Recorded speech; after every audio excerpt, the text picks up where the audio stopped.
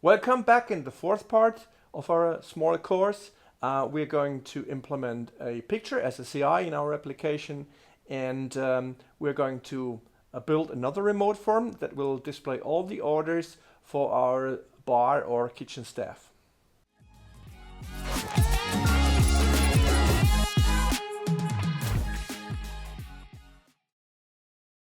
We actually do not have a corporate identity in our application yet. Because we want to do this in all of our remote forms, we will do this in a superclass JS Super.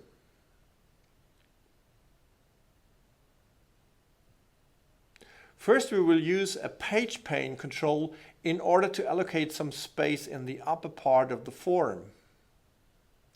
Let us call it top pane. In the appearance group, we will assign the edge float property.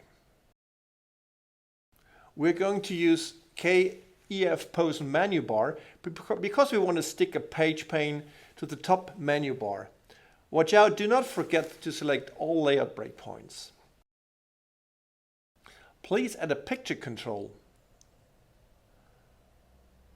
We call it picture. For the mobile layout, we can choose a width and a height of 70.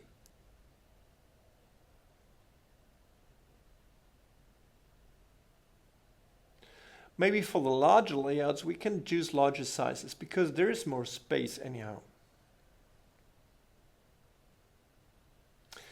We now need to add a variable in the data name of the picture object, iPictureURL, to address the relative path name of our picture. You might remember that we copied the pictures into the CP folder inside the images folder inside the HM folder of our Omnis installation. There's also the picture cucina_form_top.png.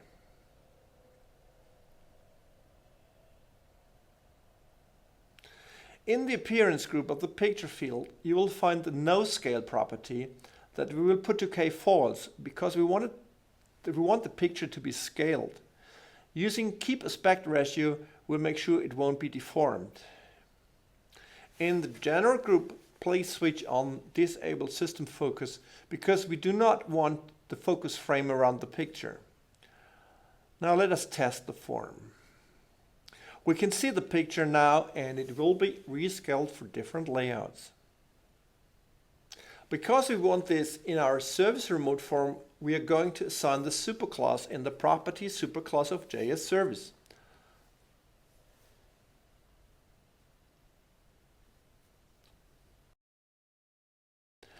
Now we are able to assign the superclass and we can test JS service. The CI now appears there too.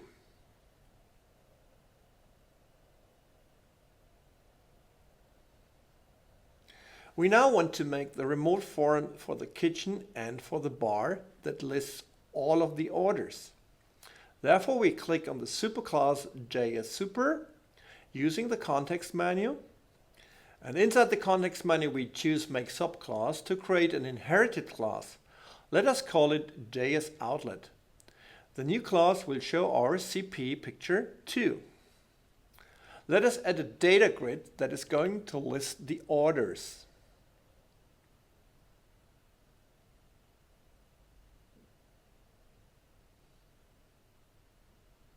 We call it grid, and the property data name, we add a new list variable iDataList. Since the variable is not declared yet, we will be prompted. The type shall be a list, which is already suggested. Now we choose the table class TAOrderList as a subtype.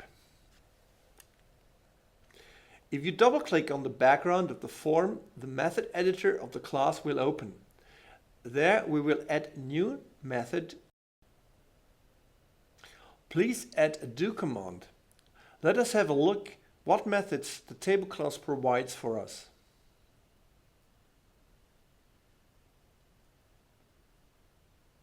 Look, there is a $load method as well. We are going to drag this one into the do command.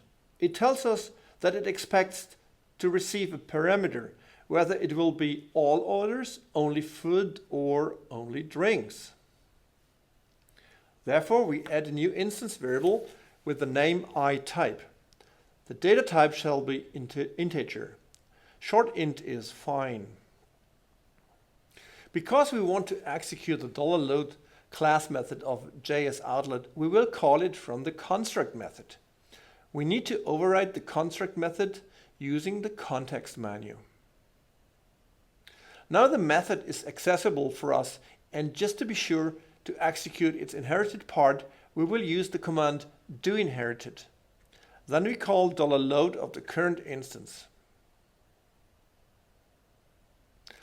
Let us fine-tune the properties of the grid component now.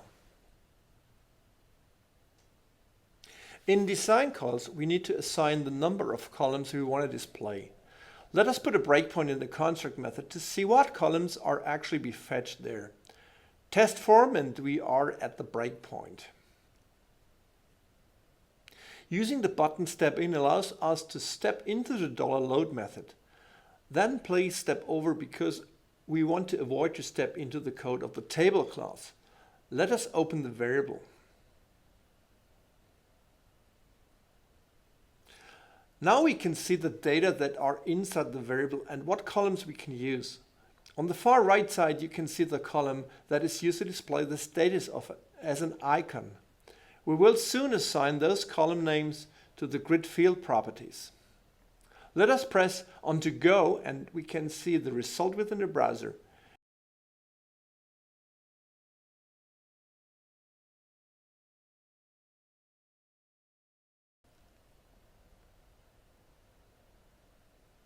Select the grid and go to the property manager.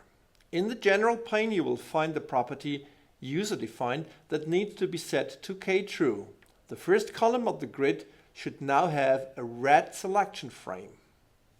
We can now fine-tune the column that has the red frame. Go to the column group in the property manager. Please enter either the number or even better the name of the column that you want to be displayed there. For the first column it will be icon path. In the property name we enter status.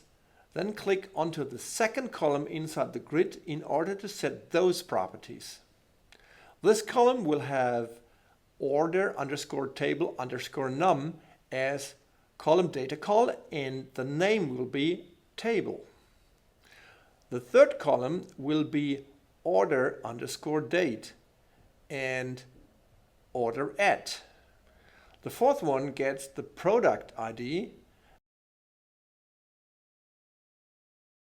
and as the name product. The fifth gets product underscore name and text. Then for the sixth it will be order size and size.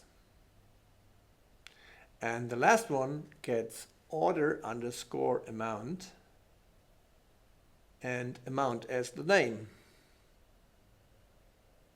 Alright, let's give it a go. Now we can see the status column does not show an icon, but the text that refers to the icon.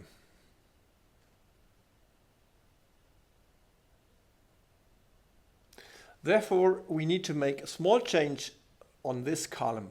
Select the first column and then go to the column group in the property manager. There is a property column style text. When this is set to kTrue, then the contents of this column is evaluated. In this case, the icon will be displayed. In addition, we can change the height of the grid. Let's say 2500. Another test shows the icons now. Red stands for not served yet. Yellow are the served orders. Maybe you remember the possibility to choose between drinks and food only orders. We will now implement this. Get the radio group control from the component store.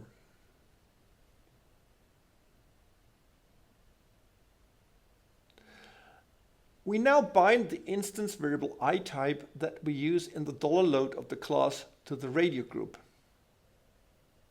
Within the text property, please enter the labels for the radio buttons.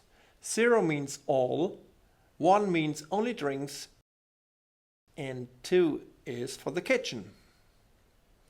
You can make the columns become horizontal if you set : horizontal 2k true.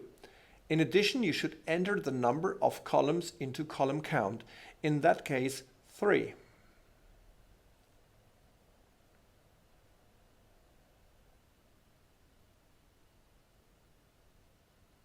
A double click on the radio button takes you to its event method. From here, we will call the $load method of the current instance. Actually, this one, like we did from the construct. Let us test using Control or Command T. We can now switch over using the radio buttons. Now the kitchen or bar staff should be able to mark the orders as served with a click on the icon.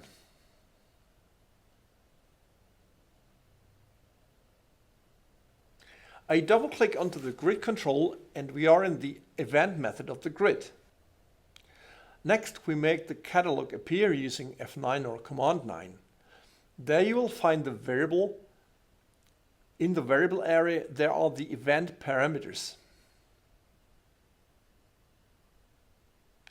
We make the line of the list current as we assign its $line using the event parameter pvert cell.